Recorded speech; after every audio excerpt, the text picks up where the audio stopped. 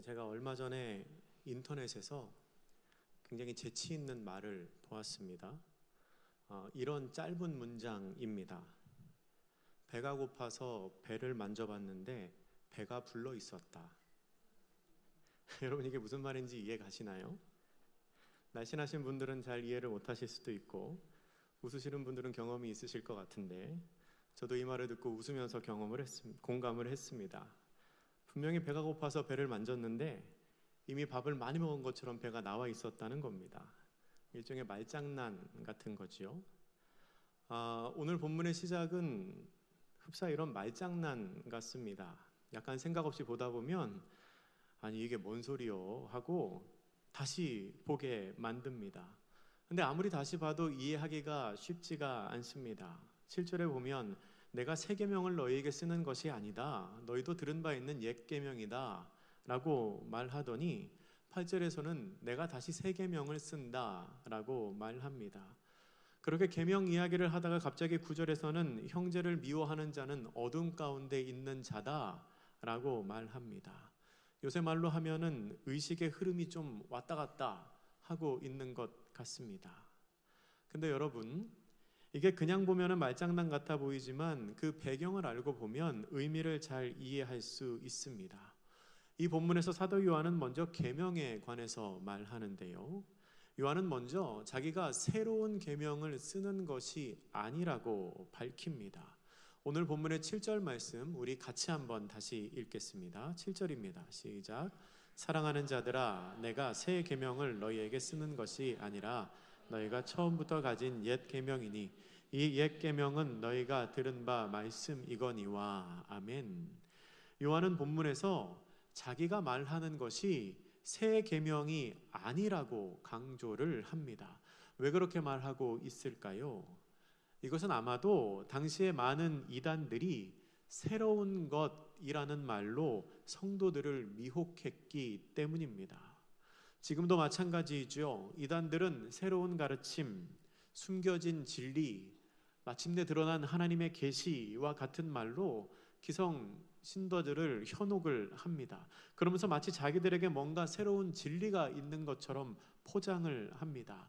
근데 여러분, 그런 거 다 이상한 겁니다. 그런 거 옳은 게 아닙니다.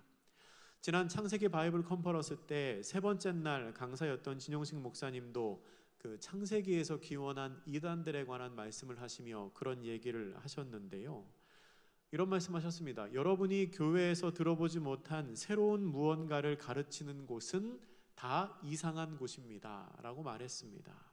왜냐하면 이미 하나님께서 우리에게 주신 계시, 모든 말씀의 진리는 우리가 읽고 있는 성경에 다 기록되어 있기 때문입니다.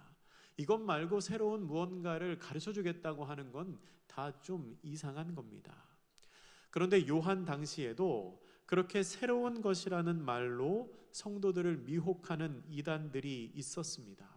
요한은 지금 그런 사람들을 경계하며 내가 지금 쓰고 있는 것은 그런 의미의 새로운 것이 아니다 라고 강조를 하고 있는 겁니다.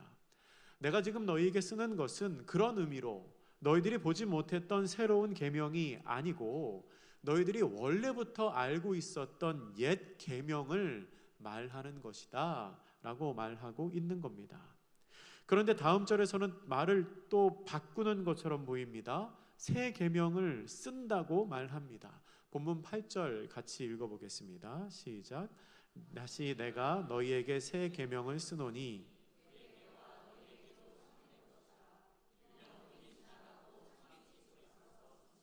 아멘. 분명히 방금 전에 새 계명을 쓰지 않는다고 했는데 여기선 다시 말을 바꿨습니다. 내가 새 계명을 쓴다라고 말합니다. 이게 어떻게 된 걸까요? 요한이 지금 말하고 있는 내가 쓰고 있다는 이 새 계명은 뭘까요? 여러분, 이것은 이단들이 말하는 것과 같은 의미의 새 계명, 그러니까 새로운 무언가를 뜻하는 것이 아닙니다. 요한이 쓴다고 하는 이 새 계명은 사실 7절 하반절에 나오는 옛 계명과 같은 것입니다. 옛 계명을 새롭게 말한다는 의미입니다. 이것은 예수님께서 이 세상에 오셔서 새롭게 주신 계명이라는 뜻에서 새 계명이라고 불리는 말씀을 내가 너희에게 전한다라는 의미입니다. 예수님께서는 요한복음 13장 34절에서 이렇게 말씀하셨습니다. 우리 같이 한번 찾아볼까요? 요한복음 13장 34절 말씀입니다. 요한복음 13장 34절 말씀, 신약성경 171쪽에 있습니다. 찾으셨으면 같이 읽겠습니다. 시작. 새 계명을 너희에게 주노니 서로 사랑하라. 내가 너희를 사랑한 것 같이 너희도 서로 사랑하라. 아멘. 요한이 지금 새로 쓴다고 하는 새 계명은 바로 이 계명을 말하는 겁니다. 예수님께서 주신 이 새 계명을 내가 다시 말한다 라는 의미입니다. 서로 사랑하라 라는 계명이지요. 그런데 여러분, 이 사랑의 계명은 이미 구약시대에 하나님께서 주셨던 계명이었습니다. 레위기 19장 18절을 한번 찾아보겠습니다. 구약성경 레위기 19장 18절입니다.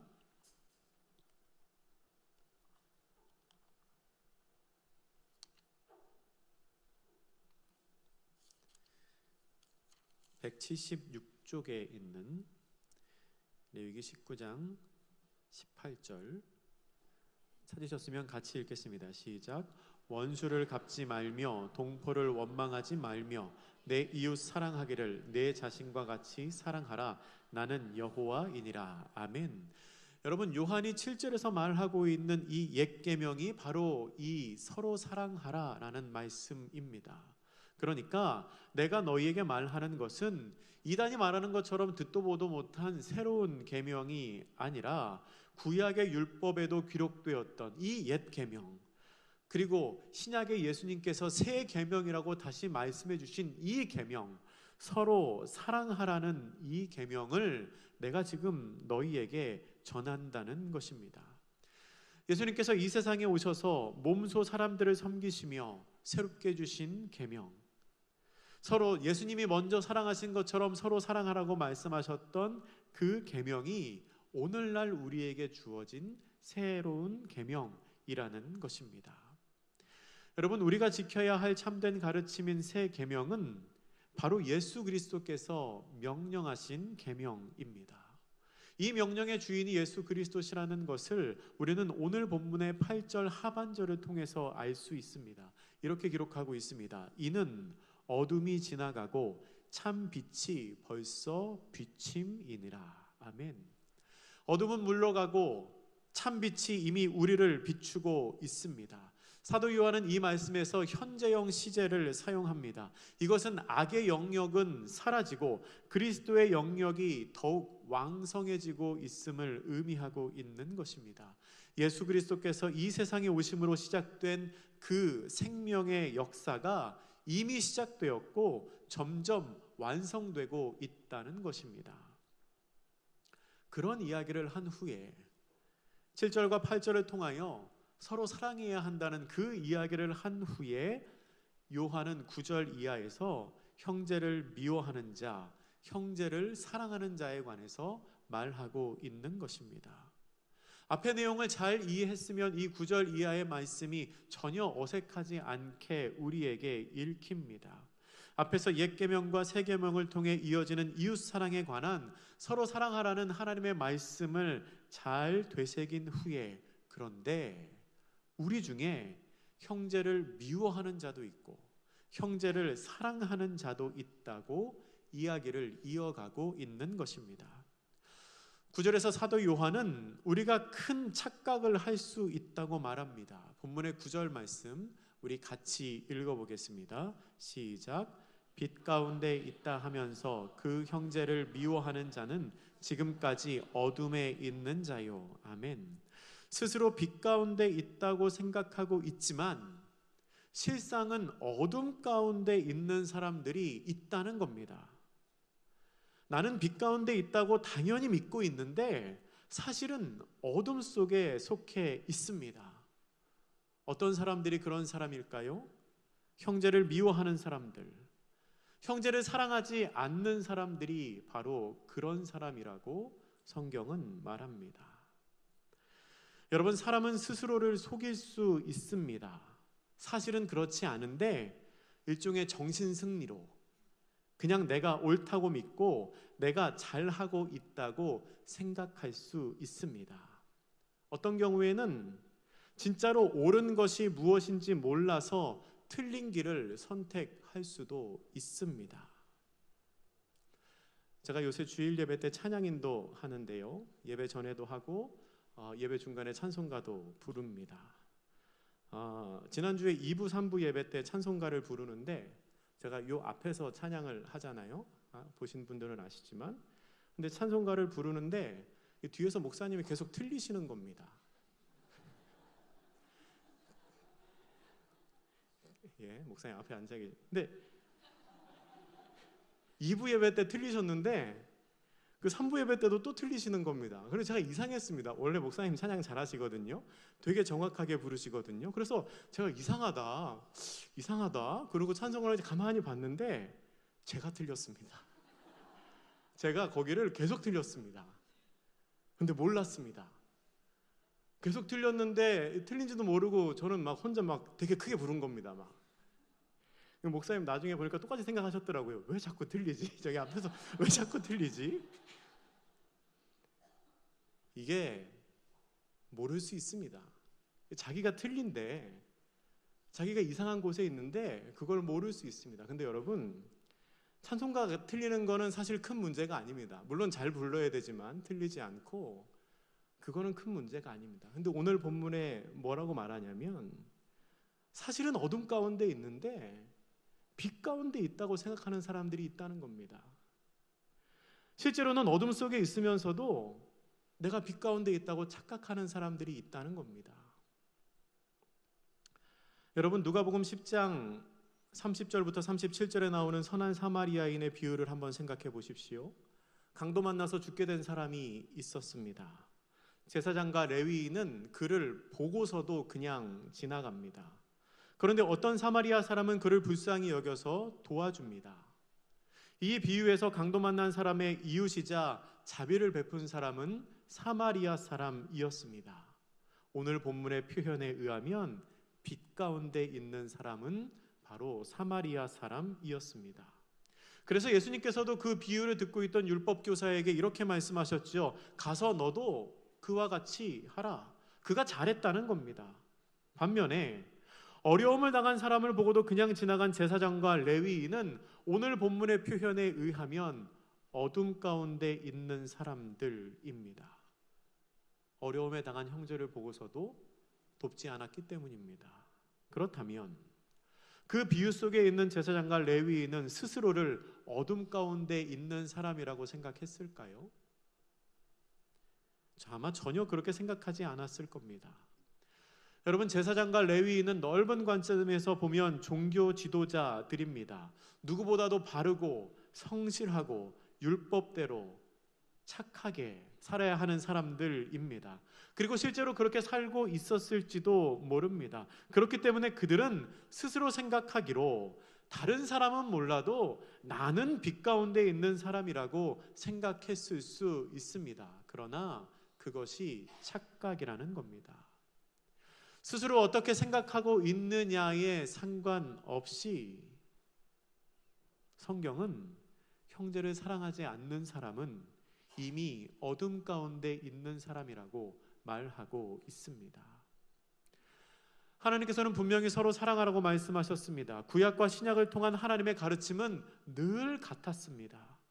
하나님의 뜻을 따르는 것이 곧 빛 가운데 행하는 것이며 그것이 행동으로 나타난 것이 바로 형제를 사랑하는 일입니다. 이러한 사랑은 구체적인 행동을 통해서 표현됩니다. 아무리 마음에 있어도 표현하지 않는 사랑은 결코 상대방에게 사랑으로 느껴지지 않기 때문입니다. 아무리 생각이 있어도, 아무리 마음에 있어도 그걸 표현하지 않으면 상대방은 알 길이 없습니다. 그렇다면 우리는 빛 가운데 있는 사람들인가요? 여러분은 생각하시기에 어떠신 것 같습니까? 오늘 본문 10절은 이렇게 말합니다. 그의 형제를 사랑하는 자는 빛 가운데 거하여 자기 속에 꺼리낌이 없으나. 아멘. 지금 형제를 사랑하신다면 빛 가운데 예수 그리스도 안에 거하는 사람입니다. 20절의 말씀은 형제를 사랑하는 결과로 빛 가운데 거한다고 말하는 게 아닙니다. 형제를 사랑하기 때문에 빛 가운데 거하는 게 아니고, 그가 다른 사람을 사랑하는 그것이 그가 빛 가운데 있는 사람이라는 것을 나타내 보여주는 증거가 된다는 겁니다. 빛 가운데 거하면 형제를 사랑할 수밖에 없다는 겁니다. 그리고 그렇게 빛 가운데 있는 사람은 거리낌이 없다고 말합니다. 걸림돌이 없습니다. 그리고 유혹에 넘어지지도 않습니다. 그런데 형제를 미워하는 자는 그렇지가 않습니다.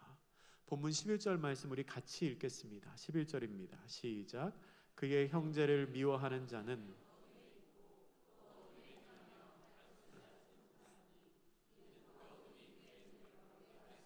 아멘. 형제를 미워하는 자는 어둠에 있습니다.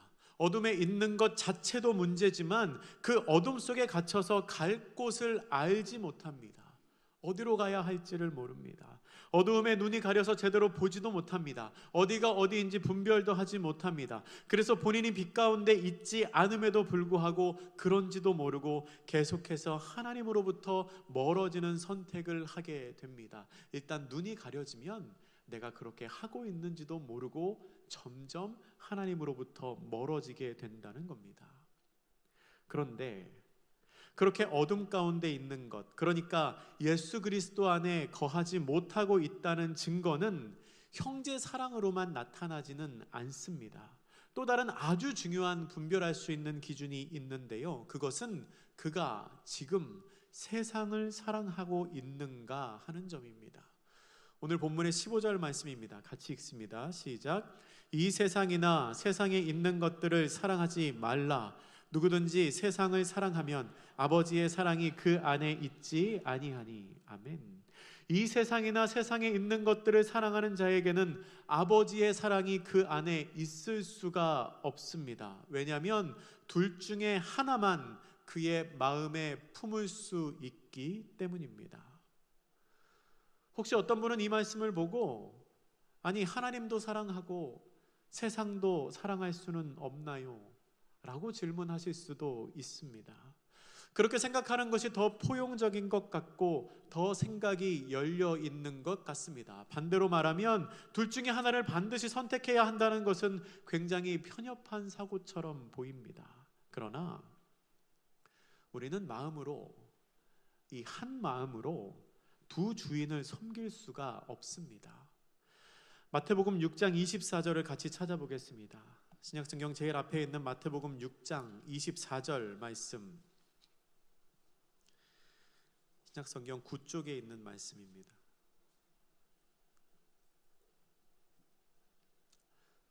찾으셨으면 같이 읽겠습니다. 시작. 한 사람이 두 주인을 섬기지 못할 것이니 혹 이를 미워하고 저를 사랑하거나 혹 이를 중히 여기고 저를 경히 여김이라. 너희가 하나님과 재물을 겸하여 섬기지 못하느니라. 아멘. 한 사람은 두 주인을 섬기지 못합니다. 여러분, 이것은 상식적으로 생각해 보아도 너무나 당연한 말입니다. 사랑하는 사람이 있는 사람이 다른 사람을 또 사랑할 수는 없지 않습니까? 하나님께서 제일 싫어하시는 것이 두 마음을 품는 겁니다. 마음이 나뉘는 것을 하나님은 제일 싫어하십니다. 세상을 사랑하면 아버지의 사랑이 그 마음속에 머물러 있을 수가 없습니다. 우리는 어두움에 속한 자가 되지 말아야 합니다. 예수 그리스도의 빛 가운데 거하는 사람들이 되어야 합니다.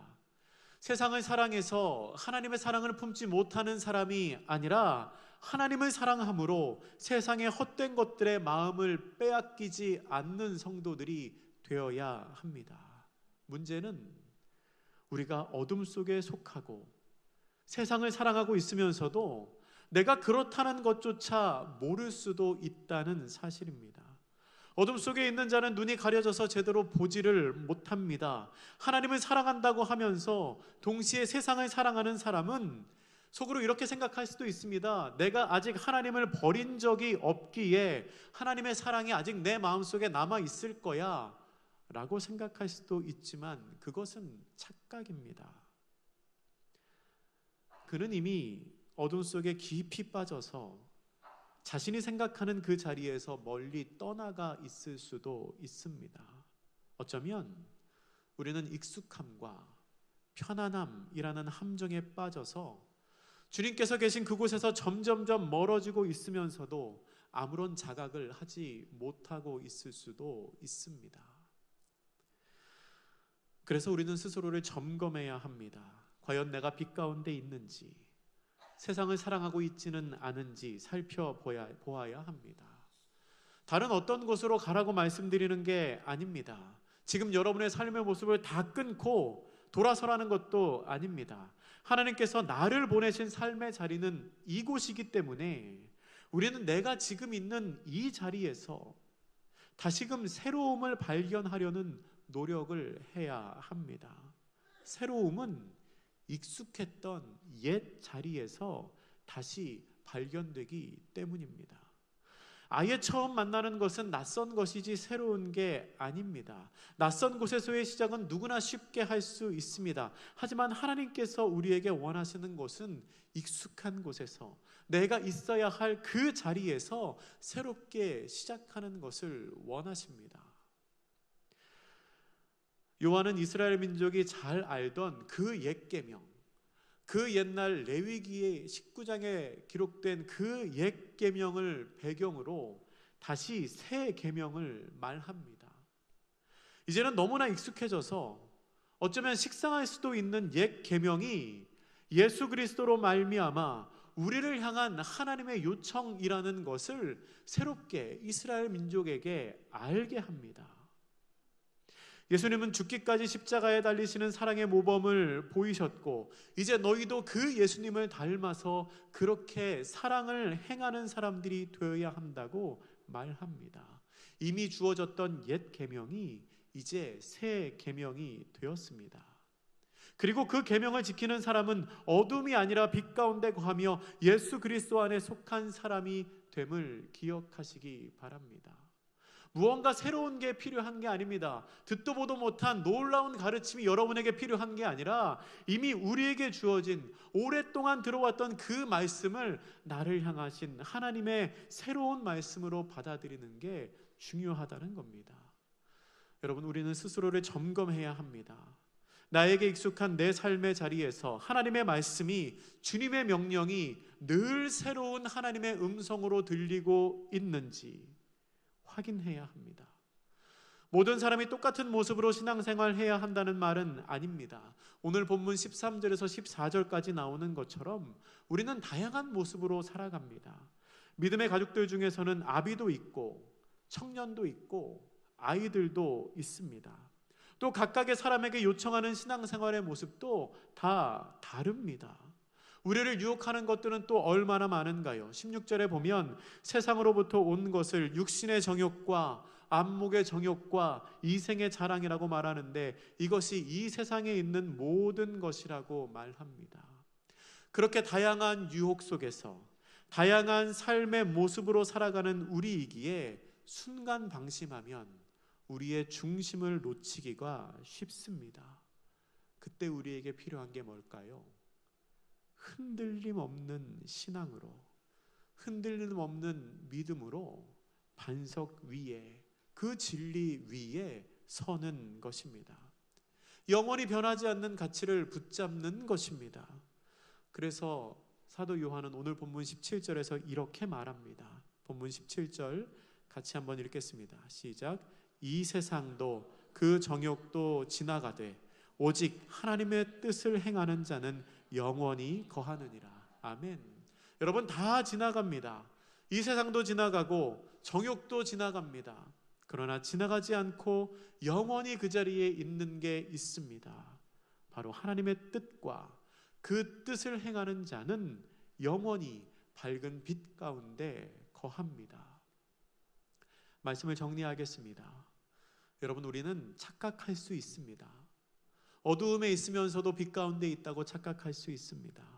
세상을 사랑하고 있으면서도 하나님을 사랑하고 있다고 착각할 수 있습니다. 아니면 나는 다른 사람은 못해도 나는 하나님도 사랑하고 세상도 사랑할 수 있어 라고 어리석게 생각할 수도 있습니다. 그러한 흔들리는 마음의 사도 요한은 새 계명을 말합니다. 하나님의 뜻을 행해야 한다고 말합니다. 그래야 영원한 밝은 빛 가운데 거한다고 말하고 있습니다. 여러분, 우리가 새로워지는 것은 새로운 장소에 가거나 환경이 완전히 바뀌거나 아니면 이전까지는 들어보지 못했던 놀라운 이야기를 듣는 것으로 새로워지는 것이 아닙니다. 내 삶을 살펴서 나를 향한 하나님의 뜻을 분별하고 그 뜻을 순종하는 것에서 우리는 내가 살고 있던 이 삶의 자리에서 다시금 새로워지는 나를 발견할 수 있게 됩니다. 로마서 12장 2절은 이렇게 기록합니다. 우리 마지막으로 한 번 더 찾아보겠습니다. 신약성경 로마서 12장 2절 말씀입니다.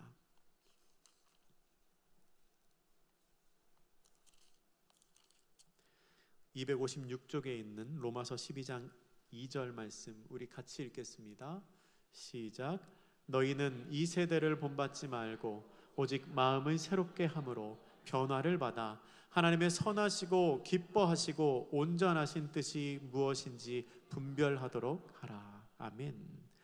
우리는 오직 마음을 새롭게 함으로 하나님의 선하신 뜻이 무엇인지를 분별해야 합니다.